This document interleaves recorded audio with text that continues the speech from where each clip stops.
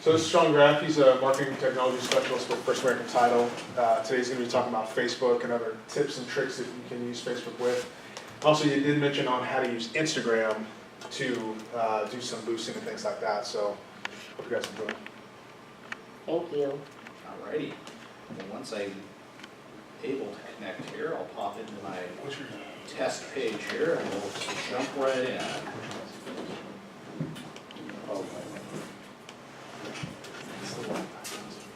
It's A, lowercase. Hopefully things work today. I've heard some reports that there's been some outages on Facebook, although I think it's mostly overseas, so we'll kind of bear with this here. There we go. All right. So, what I'm going to talk about today primarily are Facebook business pages. How many of y'all use Facebook business page right now? So, a handful. This is pretty much the ratio anytime I teach this class that we see. There's some people that are doing it. Maybe they're crushing it, or maybe they set one up 6 months ago because somebody came into a class just like this and said you got to have one, and then it's like, I haven't done much with it. Now I really want to get serious about it. So, but then I know a lot of people also will just do kind of a personal profile and just use their personal account on Facebook because there are lots of other people that will come in and say real estate's a relationship business, and the best way to kind of do this is to be your most authentic self and use your personal page. Which, you know, I mean, there's something to that. That's a legitimate way of approaching it. But I'm going to talk today about business pages, and there's a couple compelling reasons, if you're not using one already, why you might want to be using one. The main reason why you want to use a Facebook business page is the ability to boost. Boosting is essentially just paying to get your posts in front of people who aren't already following your page. I know a lot of people, that's one of the things with their business pages is that maybe you've got a handful of followers, 50, 100 people, but you kind of want to be able to kind of get your message out to a broader base than that. That is really the main reason for having a business page, is being able to do that paid boosting. And doing the paid boosting on Facebook is, I think, in terms of like kind of bang for your buck for your marketing dollar, a really good way to go. The barrier to entry is very low. I mean, we're talking maybe $5 to get a boosted post, and the targeting ability is incredibly high. Facebook essentially, at the end of the day, is one of the best marketing platforms out there. They do kind of collect data from everybody that uses it, and it knows a lot about everybody. In fact, if you indulge me here, I'll bring up something I downloaded the other day here. Maybe zoom in a little bit here so that you can see what I'm talking about here. How well does Facebook know you? Okay, so there was a study that was done at the University of Cambridge, and this was about 4 or 5 years ago. So Facebook's kind of changed their algorithm a little bit since then, but there's a guy in Cambridge who basically just researches this stuff. And they did this study, it's like 54,000 people, and they took a look at how well does Facebook know you based on the data that you're giving it. So if you have 10 likes on Facebook, it knows you about as well as a colleague. 70 likes, knows you about as well as a close friend. 150 likes, knows you about as well as your parents. And 300 likes, it knows you about as well as your spouse. So Facebook, based on all of that data that all of us who use Facebook are ready and willing to give it every single day. I mean, when we do status updates, when we do like on things, who we friend, all those kind of things, it knows a whole ton about us. Now that thing about the 300 likes, it knows you about as well as your spouse, the thing that this slide doesn't point out is that the average Facebook user has 270 likes. So Facebook knows a lot about all of its users. And the whole reason why they do that is so that they can have this targeted marketing platform. So that is really the big reason why I think that Facebook boosting is a really effective way to get your message out there. So what I've done is I've set up kind of a little fakey page here that we can go through, and we can kind of talk about some of the features of a business page if you're not already using one. And then we can kind of jump in. I'm going to show you a tool that's called the Power Editor. And the Power Editor is my favorite thing in Facebook when you're talking about boosting. So we'll get into that here in just a bit here. If you already have a business page, one of the things that you may find is that you don't have a whole bunch of content on it. I kind of mentioned earlier, well, you got some people that they've had their page for 6 months, a year or something, and maybe they put a listing or two on it, but they haven't really been super active on it. Just like your personal Facebook page, content is really important. The name of the game with Facebook, with any page, whether it's personal or business, is that you want to put stuff on there that keeps people kind of interested, keeps them coming back for more, especially with a business page, because the idea is that you want to get as many organic followers as you can, because those are people that you don't have to pay to get in front of. So, the idea is maybe you pay to get in front of a group of people, and then hopefully you'll convert some of those people into people who are kind of continuously following your page, continuously getting all the posts that you make to your page kind of towards the top of their feed when they're scrolling through their phone. So keeping up on the content is really important. A lot of people will come in and say, well, you have to do 3 posts a week every single week no matter what. I'm not going to tell you that you have to do that. Everybody's different. Everybody kind of has different motivations, different kind of outcomes in their mind of what they want to do with a Facebook business page. So it really depends on what you want to do, how much you want to get into it. I mean, there's some people who are like, I'm doing this because I have to do it and I don't love it. I get a lot of those kind of clients. And then I get other people who are like, yeah, I'm super active on social media in my personal life. I understand it really well. I want to kind of transfer that to my business. So, depending on who you are, that's obviously going to have an impact on how much you post on here. But I think it's a good idea to have at least something every single week. And it doesn't just have to be things like your listings. It can be anything. I mean, Facebook is kind of where the whole, it predates Facebook, but crazy cat videos, I mean, that is, people put those things on Facebook for a reason. They put them on Facebook because people click like on them, and people comment on them, and people share them with all of their friends on their Facebook pages. And all of those things, likes, comments, and shares, are things that Facebook considers engagement. And the reason why you want to have a really good engagement score on your business page is because the higher Facebook views you as like having good, engaging content, the more frequently your posts are going to appear kind of at the top of people's feeds. So when they sit down on their phone and they start scrolling through Facebook, it's going to be towards the top based on kind of how Google sorts that stuff out. That's the edge rank, right? Yeah, and that's really important. I mean, it's akin to kind of the old days of like newspaper advertising, right? You want your ad like above the fold. It's the same kind of idea. You want to have your post, at least for your organic followers, right? People who are actually following your page. You want it to be towards the top because people have a limited amount of time when they're scrolling through Facebook. They reach a point where they have to finally put it down and get back to work or whatever they're doing. And so, you want your post to be kind of towards the top so that they see it. Facebook also will look at certain things other than engagement in terms of when it kind of determines placement. In the old days, it used to be, you had friends on Facebook and everything that they posted just got put in your feed sequentially. So if your friend posted something at like 9 o'clock this morning, you could scroll in there and say, oh, this thing that he posted was hilarious. I'm going to scroll back to 9 o'clock this morning. There it is. Right? They don't do that anymore. Now it's all based on this algorithm that looks at things that you've liked, tries to serve you up more of the kind of stuff that you've already indicated you liked. So it's kind of more like what Amazon does. Like it takes a look at what you've already clicked like on and what you've engaged with, and tries to serve more of that to you. So the days of just being able to scroll to 10 o'clock yesterday morning are over. So the name of the game now is content and edge ranking. So again, your engagement score, that factors into it. The other thing that factors into it is the kind of content that you're posting.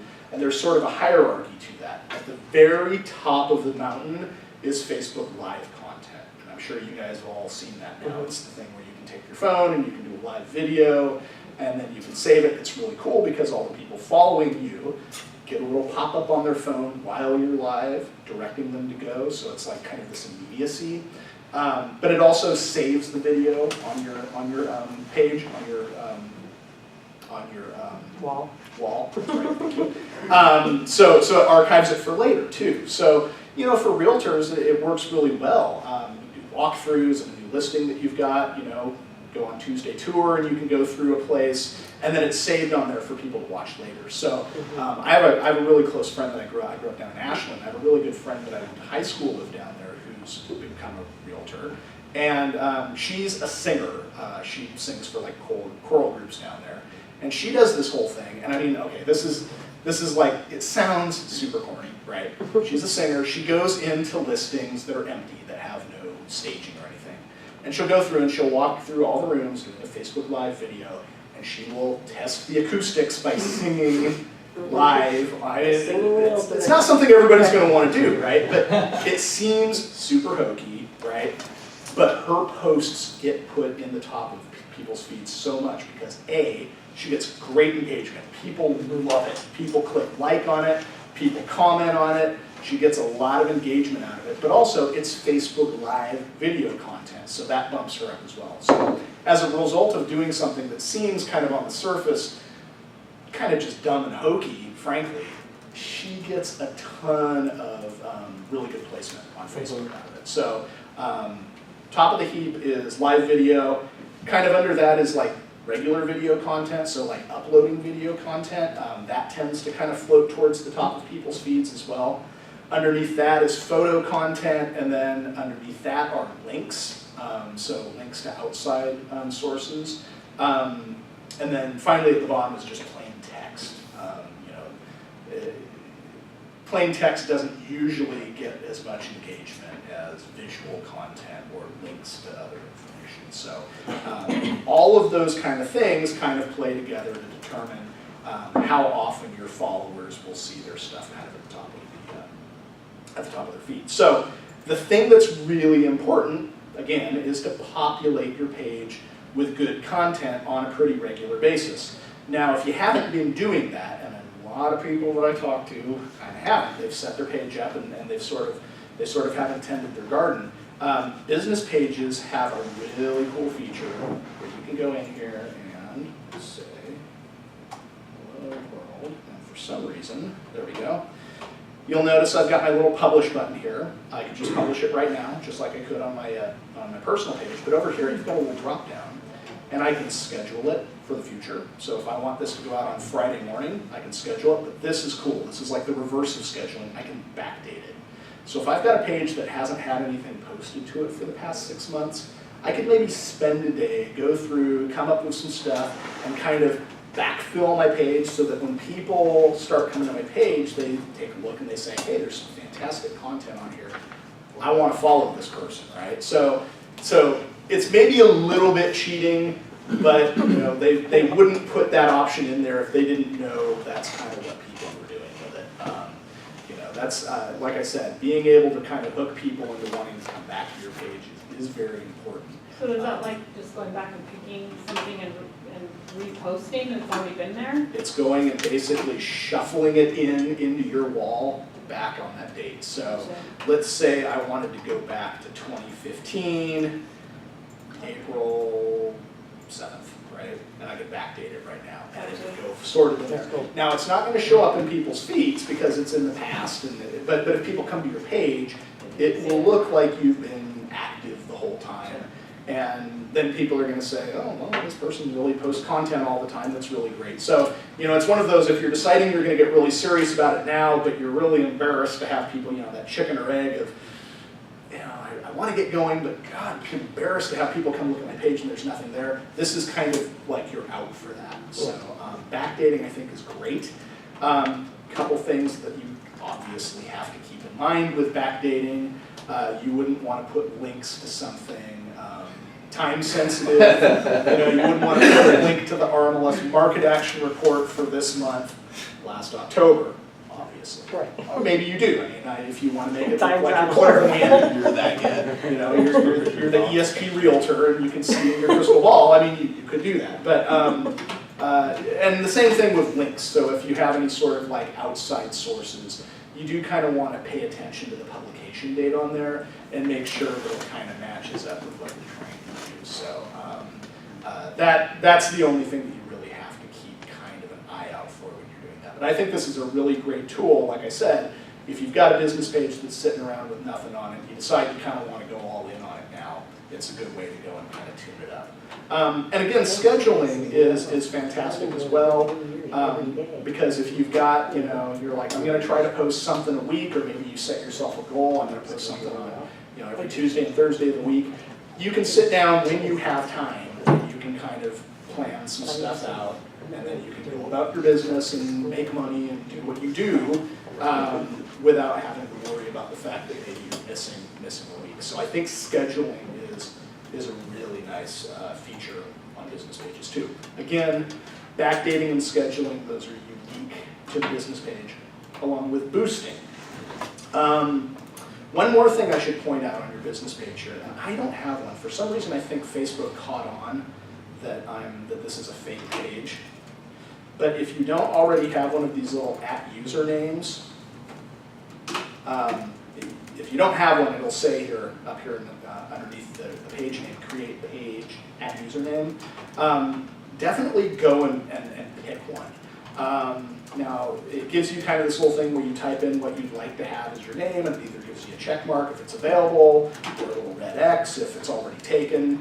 And it's kind of like picking a domain name for a website. You want something that's kind of quick and punchy and has something to do with what you do and memorable. The reason why you want to do this, though, and I'll click create, but it's going to tell me it can't. Oh, that's new. Oh, sweet. They'll kick you off next week. I was going to say now they'll just cancel. Or tomorrow. Yeah, stick on this page. Okay, leave this page. Okay. So what happens is a couple different things. First of all, it gives you this little @RealtyShack thing that makes your page taggable by other people. So what it does is it makes people be able to go on Facebook and maybe say, hey, great experience with @RealtyShack. They treated me right. So it makes your page taggable. But the other thing that it does is, you notice up here, my URL for Facebook. It changed it from this thing that was facebook.com/01, blah, blah, blah, big long string of numbers that nobody's ever going to remember, let alone type in, right? Mm-hmm. It changed it to facebook.com/RealtyShack, like the name of my page. If you choose one of those page names, it makes your URL to directly go to your business page, whatever you choose as your page name there, which works really great if you're going to be doing some marketing kind of offline, right? Maybe you want to have a sign writer, like us on Facebook, facebook.com/RealtyShack, or if you're going to send a mailer out to a neighborhood, you have all of your other contact information on there, why not have the direct link to your Facebook business page as well? People are going to a lot more likely to type in facebook.com/RealtyShack than they are facebook.com/?, a big long string of people aren't going to do that. So from a branding standpoint, if you don't already have that set up, I think that's really super important. And don't discount the effectiveness of getting people in the real world to go to your Facebook page. If you put your Facebook business page address on some of your printed material, people are going to say, well, yeah, I want to go check this out. I want to see who this person is that's sending this stuff to me. People love, it's like Googling your own name. People do love to kind of go and get an insight into who it is that's sending this kind of stuff. So I think that combined with some really good constantly updated content on your pages is going to help boost kind of your number of followers. But what if you still don't have enough followers, or what if your followers aren't necessarily the people that you want to get the message in front of, right? So that's where boosting comes into play. Has anybody in here boosted anything yet? We've got a couple boosters in here. Cool. So if you've already boosted, I'm sure you've sort of seen how this works. You can go in here and you can go to anything that you've posted on your page, and you can go in after you've posted it, or even before you've posted it. Like I can go in here and type hello world again. And I've got a little boost post button. So I can boost it before I publish it, or I can go in and I can boost it after it's been published. So I've got a post here that I made a couple weeks ago, and I want to, for whatever reason, I want to put it out in front of a very specific demographic. Maybe, instead of something about THPRD, maybe this is a listing that I've got, and it's a very specific listing, in a very specific neighborhood, at a very specific price, with very specific features, and I want to get in front of just the right kind of buyer for that property, right? So I'm going to hit Boost Post, and normally I've got some stuff in here, since I've sort of used some advanced features already, that if you're boosting for the first time, you might not necessarily see on here. But the basic way that you do this is the same all the time. You pick an audience, right? You determine who it is you want to get your ad in front of. You set your budget, you say how much you want to pay and how long you want the thing to run, and then you pay for it. Now, tracking conversions and some of this other stuff, like I said, these are some advanced features where if you start doing like ads and stuff in Facebook, that it'll kind of add these when you go boost. One other thing I should point out here, I don't have an Instagram business account, but if you have an Instagram business account, you can link it to your Facebook business page. And of course, Instagram is owned by Facebook, and Instagram is just behind, I shouldn't say just behind, I think Instagram has about 600 million users where Facebook has 2 billion users, but Instagram is pretty much the second most used social networking platform out there, but they're owned by Facebook, which makes doing cross-posting a lot easier. So if you're using Instagram, you'll want to set up an Instagram business account, and it's separate from a personal account. It's a completely, you have to set up an entirely new account and designate it as a business account in Instagram. It works a little bit differently than Facebook. In Facebook, you have like your personal page, and you can add business pages under it, and you're kind of the administrator of them. Works a little bit different with Instagram. You create an entirely new Instagram account, set it up as a business account, and then link it to your Facebook profile. When you do that, it makes it so that basically you can use the same targeting mechanisms that we're going to talk about on here. And it also makes it so that when you go to boost something, you notice over here on the right-hand side, I've got kind of the preview of what it will look like on the desktop. Here's a preview of what it will, oh, that's not working. Preview of what it should look like on a mobile device. If you link it to your Instagram page, there will be a third option over here, and it'll show you what it'll look like as an Instagram post. And it's completely automatic. So when you do boosting on here and you have a Facebook business page or a Facebook business account linked to your profile, it's seamless, it's automatic. You boost out to Facebook, and you boost out to Instagram all at the same time. It is a little bit of setup at the beginning, but other than that, like every time you boost, you're kind of getting onto 2 different networks. I think it really is a brilliant way to go. So, but anyway, back to kind of how you do this. Under audience, you can go in here, and what you'll see the first time you do this is people you choose through targeting. Now, I've got all these other named lists in here, and we'll kind of touch on that in a minute. But you can choose people through targeting, and if you go into edit it, you'll see there's all these different things that we can edit by. You pick a location, you pick a gender, age range, and then you can go in and kind of pick some attributes that you want to target people by. Now, this is all well and good. There's a lot of features in here, and I'll get into these in a minute, but I don't like using this basic editor in here, this thing where it says people you choose through targeting and you hit edit. I don't like it for 2 different reasons. A, there's some options in here that aren't available in the basic editor that are available in the Power Editor that I'm going to show you guys in a minute that I think are really, really useful for realtors.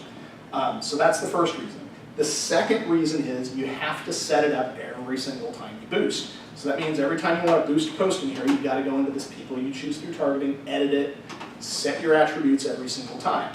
Right? What a lot of people want to be able to do is have different lists that they can kind of send to. So, for example, Fremont area sellers, or West Hills 500,000 to $2 million long-term owners, or Clark County, Washington veterans. Right? I've got like very specific groups that I want to reuse over and over and over again. Don't have to define them every single time. I just want to go in and pick, let's see, rich Nike snowboarders, and be done with it. So being able to do those kind of saved audiences is going to save you a lot of time.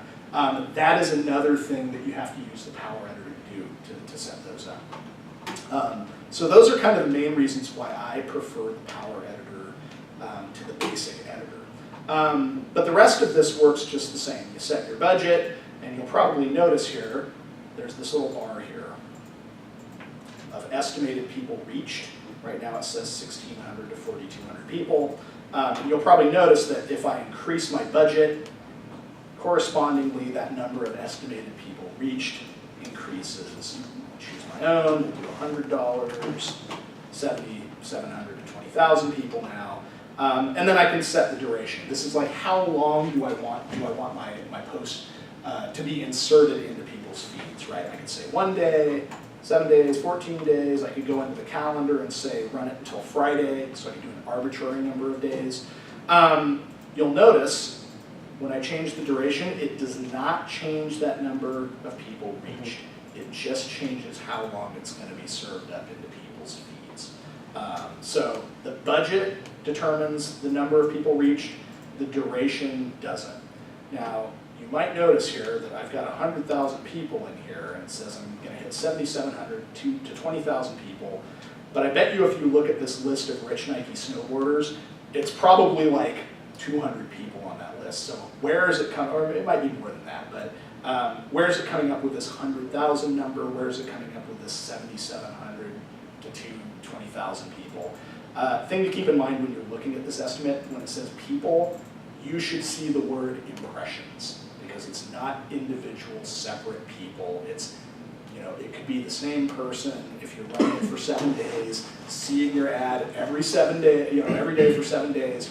When they're looking at it in the morning and when they're looking at it in the evening, right? That's 14, you know, impressions right there just off of one person. They could potentially share it with people on their page as well, and people on that page would then see it. It's kind of a multiplier effect that you get. So Facebook factors all of those ultimate impressions into that. So when you see the word people in here, really what they mean by that is impressions. I do get a question about that a lot when I show people the Power Editor, and I was like, well, I got 2,000 people, because it shows you how many people your target audience is when you set it up. And then they go in here to Boost and they say, well, wait a minute, why is there 100,000 people in here? That's why.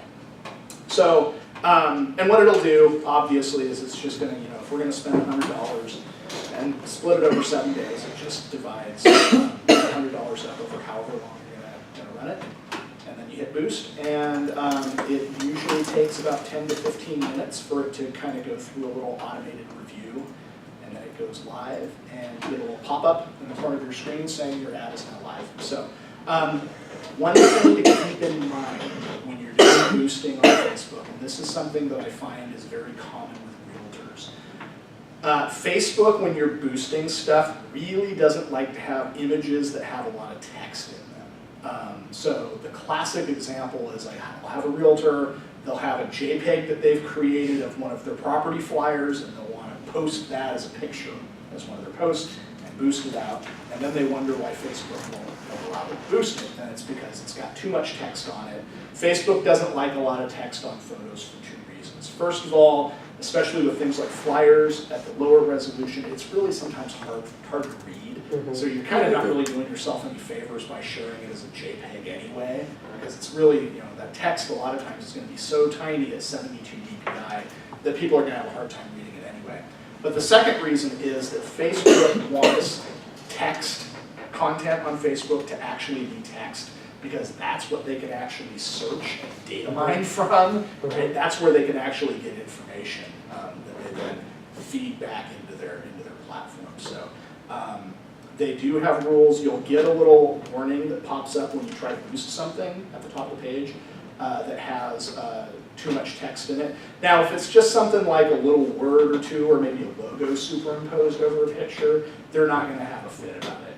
And there is also an option where if it's sort of, you know, you think maybe it would be okay, but it's kind of telling you, no, we don't want to do this, you can request a manual review. There's a little button that says request manual review. And what that does is it basically takes your ad and it bypasses their little automated thing that takes 15 minutes, and it actually has an employee at Facebook look at it and say, yeah, this will work, or probably not, right? If you do request manual review, keep in mind that since it's a real person and it's going into a queue, for them to look at, it takes longer for your ad to go live. So that's something to keep in mind. Another thing for realtors in particular to keep in mind is that Facebook is now, they've caught on to the fact that a lot of realtors are doing boosted posts, and they're now are usually going to be able to pop up at the top of the screen mentioning that you need to kind of follow the same sort of fair housing guidelines that you would in any other sort of advertising. And it's basically just a little, you have to, before you boost, click a little acknowledgement and say, yes, I've reviewed the content of my post, and it doesn't violate any of the kind of language that you wouldn't be able to do in any other circumstance. So Facebook is definitely holding realtors accountable for not violating fair housing standards when they're doing their stuff. So something to keep in mind as well. But like I said, it's really one of those things where you just have to go through and say, I've reviewed it. Yeah, it's a little reminder to make sure that you're compliant every time. So I'm going to jump in. So I was going to say, I've been yammering on. Do anybody have any questions or anything at this point? Okay, good, okay. So sometimes I get like crazy questions by this point, or I get people that are just like half asleep or whatever, so. Okay, No, well, I have really. a question going Yes. back to connecting the Instagram, because I'm Yeah. trying to get I have an Instagram account, and then I have my personal page and my other page. So I went onto my Instagram and it asked me to connect to Facebook. Yeah. Now it's blocking me, saying I can't do it, so I've got this temporary block message on here. Yeah, if it's temporary, it might, That's saying that you may want to try it. I'm misusing the feature or going too fast. So I've been blocked from using it. Give it a day. Give it a day and try it again is really, usually, I'm not sure why they think that you're misusing it or going So too will it fast. automatically just connect to both of my Facebook accounts? It'll connect to your main Facebook, your personal Facebook account, because that's sort of the master account. Mhm. And like, for example, in here, I've got like my account, but I've got two different pages here. You can have any number of Facebook business pages under your personal account. Right. So, and all of this, like, the payment method for like running your ads and stuff is all tied to your personal account as well. So So that's, it'll still tie into all the. that's what it links to, yeah. Okay. Yeah. So, and that's what makes it all work when you're doing the boosting. So, so what I'm going to do now is I'm going to show you guys the Power Editor, and we'll kind of dive into that a little bit. So the Power Editor is, like I said, I don't know if I've talked about enough yet, but I think it is really a great tool built into Facebook. Not a lot of people are using it yet because Facebook goes out of their way to hide it, I think. They don't make it very easy to find for such a powerful tool. To find it, you actually have to go up here into the search bar up there in the upper left-hand corner, and you have to type in the words Power and Editor and search for it. And I'm going to get a whole bunch of search results here. This is going to be everything on Facebook with the words Power and Editor in it. So obviously we'll want to click on the right thing. What we're looking for is the app. Now in your search results, it may not be the second thing, it may be the first thing. You may have to scroll down a little bit to find it. It just depends on who you are and your Facebook page. But if you see this section that says Apps, and you see a little button that says Use Now, that's how you know that's the Power Editor. So I'm going to click Use Now, and it's going to eventually load up my Power Editor. Sean, I think it also might be good to mention too, like when you boost something and it has too much text in it, Yeah, it'll tell you that it's boosted. yeah, And you'll be like, oh, perfect, but then, like with mine, I boosted something like 2 days later, it came back saying that it didn't boost and it Right. stopped it. right. But then another message came saying that it's been boosted, so that's, Right. so we had to kind of break it down. It was weird. So Yeah. like it goes, then it's like, oh no, then it goes again. But you'll notice that per day the money will go out. Yeah. It just stops. And, Yeah. then that's when you know. So just like Sometimes I think it's that somebody at Facebook might have caught it and and said, "Well, wait a minute, this slipped through," and like. This goes against our terms and I've definitely boosted before it comes out and says this ad might have too much text, and it's still boosted, and I still got impressions from it. Yeah, and that's the thing. It's weird. There's times where it will absolutely work. There's times where it won't work at all. There's times like where it happened with Chris, where it worked for a few days and then stopped. Yeah. My opinion on it is avoid the confusion altogether and just don't do it. Yeah. Right? Then you know it's just going to work. I'm going to go ahead and turn off my ad blocker because obviously Facebook doesn't like that. Hopefully this will load up relatively quickly here. Now you'll notice here when you get into the Power Editor, this is a pretty daunting interface. It doesn't really tell you anything about what you need to click on or what you need to do to be able to accomplish what you're setting out to do. So the thing that I want to point out is, whoops, of course it's loading now. I know, it takes forever. Yeah, I'm tethered right now too, so it's a little slow. The actual menu for the Power Editor is this guy up here in the corner. It says Power Editor, you've got your little hamburger stack up there. That's the actual button that you click. Come on, baby. To open up your menu, and there we go. So this is the full menu that drops down when you hit that. What we're going to do, I mean, there's a ton of stuff in here. We could have 10 different classes for all the things that this tool does. But what we're going to use it for is to build audiences. So over here under Assets, right there, the first item is Audiences. So click on that, and then wait another 10 minutes. And it will eventually load up the Audiences tool.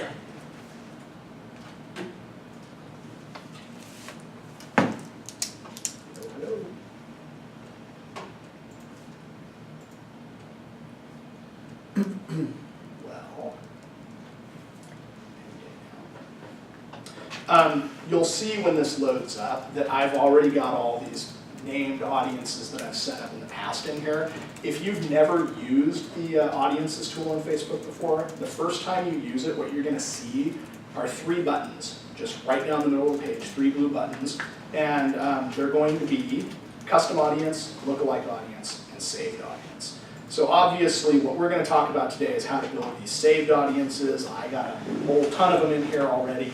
And then if we have a little bit of time, I could maybe get into a little bit to what custom audiences and lookalike audiences are as well, because those are kind of cool.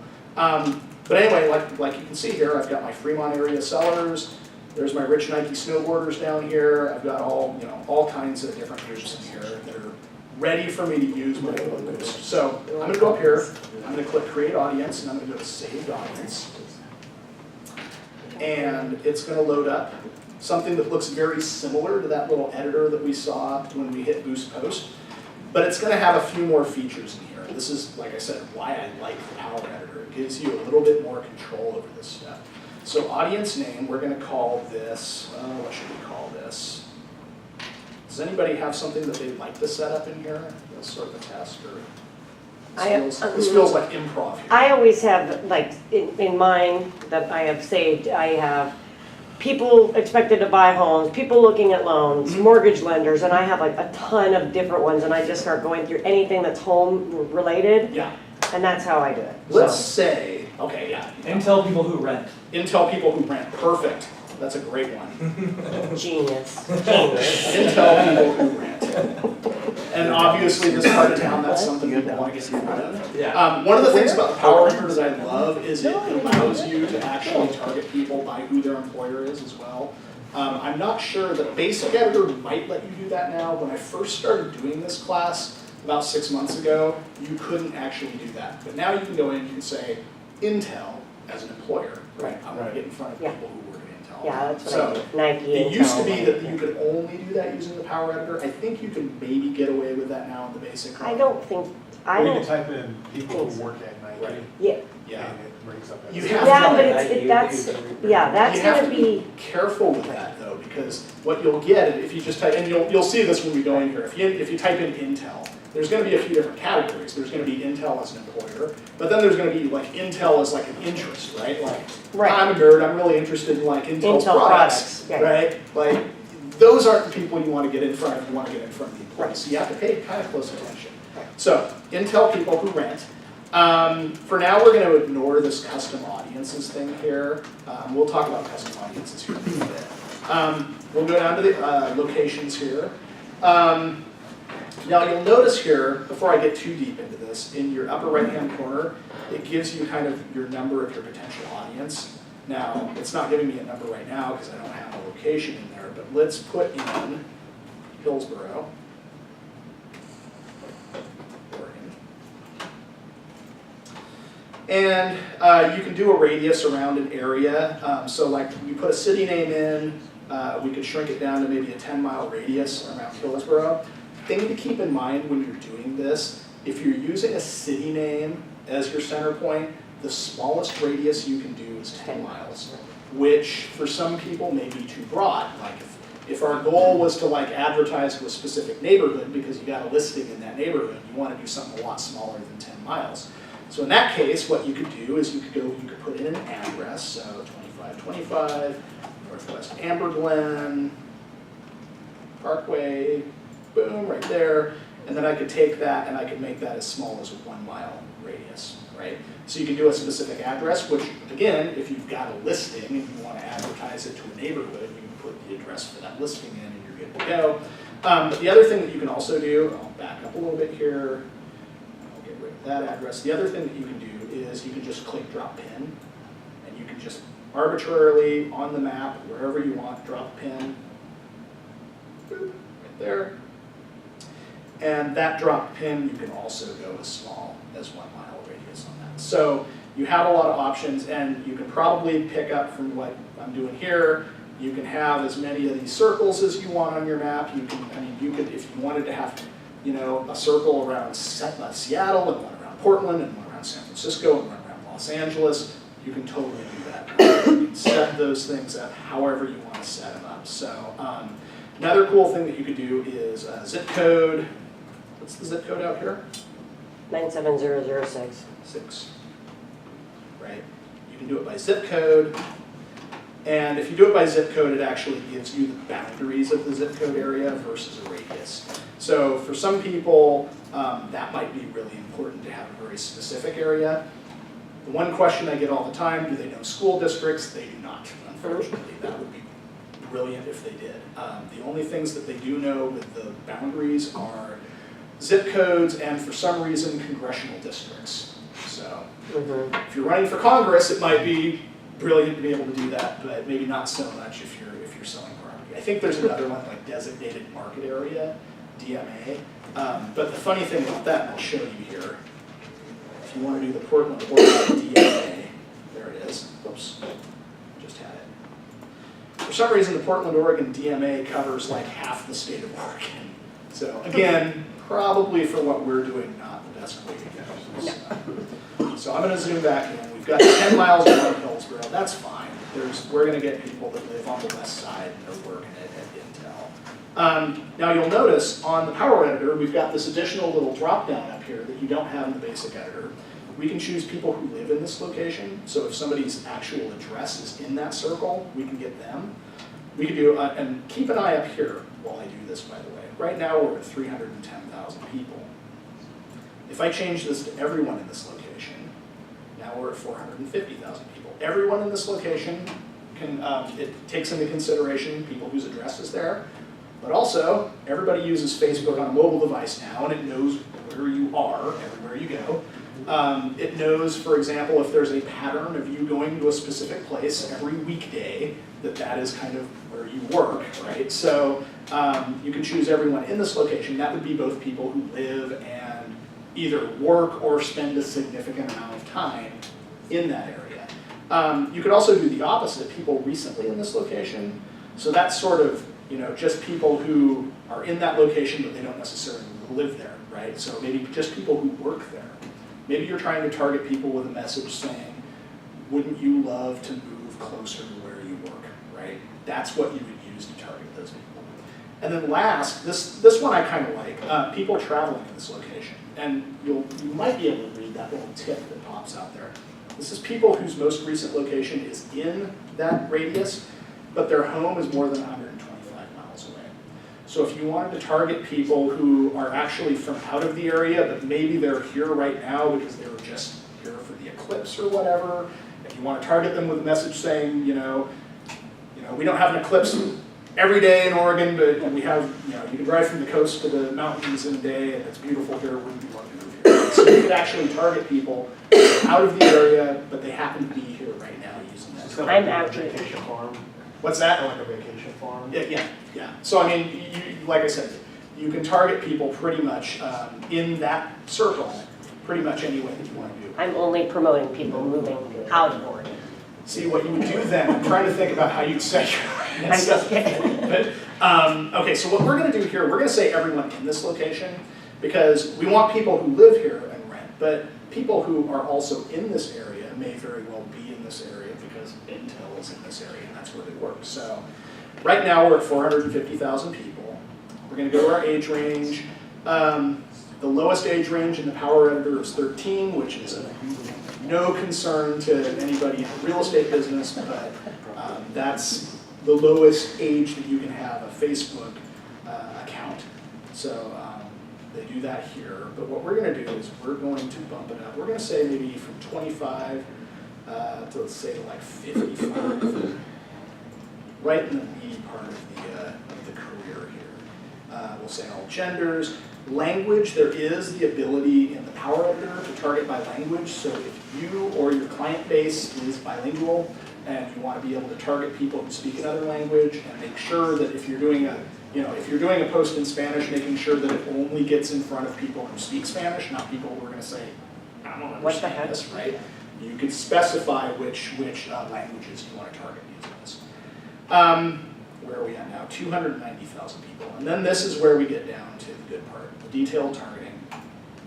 And so there's two different ways that you can do this. You can either click on this little box and you can use browse, and you can just drill down through their different categories here, right? So we could go find, let's see here, home, and we could go to home ownership and we could choose renters. So that's one thing that we could do. Or we could also just go in and start typing, right? Likely to move. And it's going to give me a whole bunch of suggestions. If you're not using likely to move as a realtor when you're setting these up, I highly recommend you do them. Likely to move is one of their behavioral categories. You see it over here on the right. Likely to move is great. We talked earlier about how Facebook knows everything about us, mostly because we tell it. But Facebook also knows a lot about us because it looks at not just what we're saying on Facebook, but who our friends are, what our friends are doing, what we're buying on Amazon, and they purchase outside data from outside research companies. So things like salary survey information, all kinds of demographic information. And they connect all of that to all of their existing data points so they can build these really, really accurate profiles. Likely to move is people who say, yay, got a new job at Intel. Looks like Hillsboro, Oregon's in my future. Or things like relationship status changes, things, all of those kind of life events that people put into Facebook. It can figure out if you're likely to move or not based on that. So we're going to say likely to move, and then we're going to also type in like Intel. Actually, let me do, to show you another thing here, real estate, right? And we're going to have a whole bunch of different options down here. If I click suggestions and I type in real estate, we'll pick real estate as a behavior. Well, real estate as an interest, which is great. But if I click down here, Look how they it down, I think. and I click suggestions, it'll give me a whole bunch of follow-up options, things that are related to that thing that I just typed in. So if you wanted to kind of throw some more search terms in there, you could do that. Buying and selling real estate, first-time home buyers, demographic. Actually, the first-time home buyer, let's keep that one in there. I'm going to get rid of these though because these are so broad that they're practically worthless, I think. Yeah. Okay, so to sum up, Hillsboro, Oregon, 25 to 55, men and women, likely to move, first-time home buyer renters. Oh, we forgot Intel. Intel as an employer. 110,000 people. That seems suspiciously high, right? There's not even 110,000 employees at Ronler Acres, so something's wrong here. What's wrong is the way that I set up my targeting here. this is something when you're doing this to pay really close attention to, because it's kind of hard to miss. Down at the bottom, when you're doing this, you've got these two links to exclude people or to narrow the audience. What we're doing by throwing all of these different categories in together is we're saying, you know, people who are likely to move, you know, and or first-time home buyer, and or renters, and or work at Intel, right? I mean, that doesn't necessarily mean that they work at Intel when we're throwing that in here. They could be any one of these things. If we want the employment at Intel to be kind of like one of the main things that we're searching by, what we want to do is we want to hit narrow audience. I'm going to X out of Intel here. I'm going to add it down here. Intel is an employer. Now we're down to 2,000 people. That sounds a little more reasonable, you know, basically knowing what we know. So yeah, I hit that narrow, and this gives you a hint. If you read this little text at the top, it gives you a hint about what's going on. Include people who match at least one of the following, right? And then I hit narrow audience, and it gave me another one of those little boxes, another search box. But that one says, and they must also match at least one of the following. So, you know, if working at Intel is like the thing that you're really targeting on, put that in its own box, right? Right. Now what I would maybe do is I would actually take this likely to move part out, and I'd actually hit narrow further, and I'd put that down here to make it really, really targeted. Likely to move, as behavior. Now we're 130 people, but that's the 130 people that work at Intel that are looking to buy a house for the first time, right? I mean, this is very, very targeted. It may actually, 130 people, almost be too targeted in some ways. It really is dependent on your message. If you're putting a message out there that's really targeted, it actually mentions Intel by name, right? Those kind of messages, 130 people is pretty good. If it's a message that's a lot more broad and it's just like, you know, want to know what the market's like in Hillsborough, call me today, that 130, it might not speak to that 130 as well. So keep your message kind of in the back of your mind when you're looking at this to help you kind of decide whether you're too targeted or not.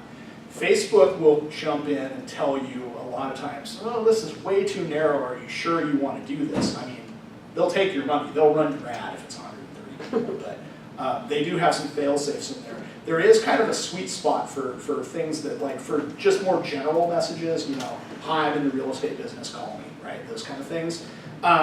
You do want about 1,000 to 2,000 people for that kind of message. But like I said, if you're going to mention Intel by name, if you're going to say some stuff that's really of specific interest to people working out there, then I think 150 is a good way to do that. So we've got it set. I'm going to hit create audience. And there they are, Intel people who rent. Now I'm going to jump back to my business page, eventually.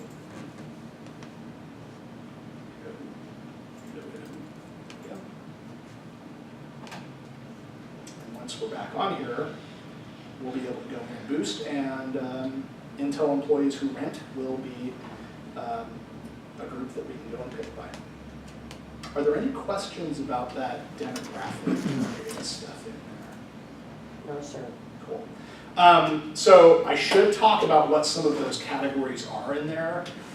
There are some categories that I think are incredibly useful for realtors. Obviously, we looked at likely to move, we looked at renters, obviously homeowners is an option in there as well. Homeowners is a demographic, again, always pick it as a demographic if you have an option. Don't pick it as an interest, because people can go, yeah, sure, I'm interested in owning a home 10 years from now, right? I mean, right, you want to pick them as a demographic if you have the option. There's some other really good things that you can search by as well. You can search by income band.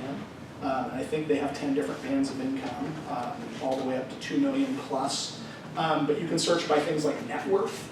You can search by liquid assets, net worth liquid assets. So if you're looking for cash buyers, if you're trying to find people who are sitting on a whole bunch of liquid assets, you could target people based on that. And again, it breaks it down into different bands, kind of ranging from 0 up to, I think, 2 million plus. So income, net worth, liquid assets, home value is a thing that you can search by. So if you're trying to target people in a specific neighborhood who are potential sellers, and you want to find people with a specific, price range of house, Housing price is an option in there. Keep in mind with that, those numbers are kind of Zillow level accurate. They're not, CMA level accurate, because Facebook kind of uses the same sort of public records and the same sort of algorithms as Zillow does to figure that out. I mean, it's good enough for government work. It's close enough to like get you in the range if you're trying to like maybe target high-end sellers. But keep in mind, it's not going to be, a realtor level accuracy on that pricing. Some other options. I'm trying to think of what some other options are. So we covered likely to move. A couple other really good ones that I'm totally drawing a blank on now. But what I like to do, and here I'll show you here. I'm going to go and boost a post. What I like to do is I like to just type in what I'm looking for rather than drilling down. Because a lot of times it's going to give you a lot of different options and it's going to show you what's kind of possible in here. I'm going to boost my post. And right there we've got Intel people who rent. And yeah, it's griping at me that it's too specific, but I can ignore that if I want to. So, and I could always go in and edit this too if I wanted at this point. I think that's pretty much it with the Power Editor. Oh, we were going to talk. How are we doing on time? Are we good? Fine. Nobody's falling asleep? Okay. I'll spend maybe 10 more minutes yakking about some of the other options here in Power Editor. So we talked a little bit about custom audiences and lookalike audiences. Is anybody here so advanced that they're using custom audiences yet? Well, kind of, yes. So, My husband owns a social media marketing company, so, and he's okay, so you're he actually just told me that he's in a beta group, a beta testing group for Facebook because he does so much advertising online with them. And so he's like one of like, a couple thousand people in the whole world that get to use it right now. And he was like, it's gonna blow your guys' minds. Yeah. Like it's their data and it's just, and behavioral marketing is just so. Behavioral marketing is the big Yeah. thing, and this is, I've been doing a lot of reading, and I mean, no matter how you feel about the outcome of the last election, it played a huge factor. Both of the campaigns were using what they call psychometric targets. It's psychographic. Yeah, it's Psychographic targeting, which goes beyond this whole demographic thing, and it gets into like people's like core motivations, people's core beliefs, and that's kind of the next level of targeting on Facebook. So 10 years from now, I'll become, well, probably not 10 years, maybe 2 or 5 years from now, I'll be coming in and teaching classes on that, but that's where it's headed. Custom audiences are kind of cool though, because especially realtors, you guys have past client lists, you've got sphere lists, you've got lists of people, and maybe you want to be able to target, it's really easy to send postcards out to your sphere once a month, but maybe you also want to be able to connect with those people on social media, right? Now, some of those people, they may already be your friends or followers on your page, but they may not be as well. So using a custom audience is a really good way to get from those people, because a custom audience is basically a list that you can upload. It can be a CSV file. You upload it to Facebook, and what happens is Facebook goes through, finds all the people on your list that are actually on Facebook, right? Anybody that's not on Facebook obviously doesn't get imported. They live in a rock. They live under a rock. Not going to get picked up by that, but so it'll go through, bring in everybody that's on Facebook, and then try to match up the people on your list with users on Facebook. The thing to keep in mind about doing that is that if you've got like John Smith, right? Well, John Smith, there's going to be a million different John Smiths on Facebook. Which one's the right one? So you're going to have a little more information in your list. So if you've got the zip code that he lives in, or his address, or maybe his phone number or his email address would be fantastic. Any of that kind of personally identifiable information, the more you have of it in your list, the better a job Facebook's going to do at actually being able to find those people on your list. So, I'm from a title company, and I know that we do a lot of farm lists for people, and that's one question that I get asked a lot is, can I upload a farm list into here, right? So I can send out a mailer to a neighborhood, but then I can also have those people go to their computer and see the same message on Facebook. You can but don't expect it to Yeah. work brilliantly, because what happens with the farm list is there's just not enough personal information on it. It'll bring in, you know, maybe 50, maybe if you're lucky, 70% of the people on the list. But, you know, without things like, you know, their email address or their phone number, those kind of things that Facebook really uses to identify people, it's going to have a harder time finding them. You know, it's not to say that it's not going to work, it's just not going to work great. You can certainly try it. I mean, it's can't hurt to try. What, spend $5 to see if maybe you can get in front of half the people that you sent a mailer to. Might be worth it if that's what you want to do. So, but yeah, basically, custom audience is just your own list that you upload to Facebook. Lookalike audiences are really cool. Lookalike audiences, they take your custom audience, right? Let's say you've got a past client list and it's got 500 people on it, 500 people that are on Facebook at least. And you want to get in front of more people who are kind of like your past clients, right? Maybe all your past clients live in a certain neighborhood, maybe they all kind of are in the same industry, or maybe they're all kind of the same income level, or they have the same kind of interests, right?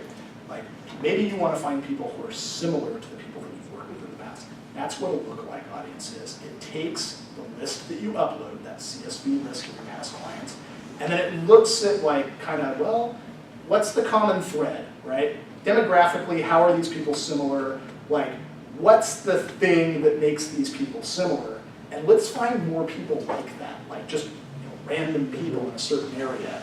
And it'll bring them in, and it'll basically build that list out, kind of beef it out a little bit for you. So I think in some instances, lookalike audiences can be very, very effective for realtors. It's kind of a cool thing. Like I said, down the road, when we have lookalike audiences that bring in that psychometric data, then you're going to be able to basically beam your message directly into people's brains. It's going to be kind of cool, but also kind of scary. So It is that's kind where of we're headed.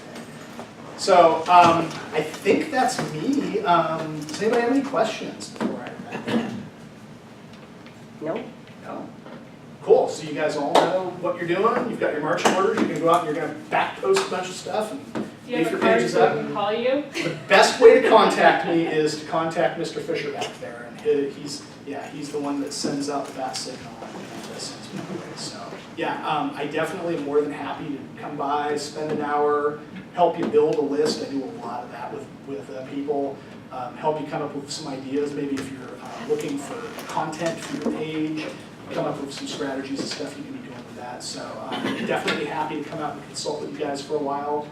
Give Chris a call, and he'll send me over post haste. Awesome. Thank you very much. Thank you. Appreciate Yeah. your time.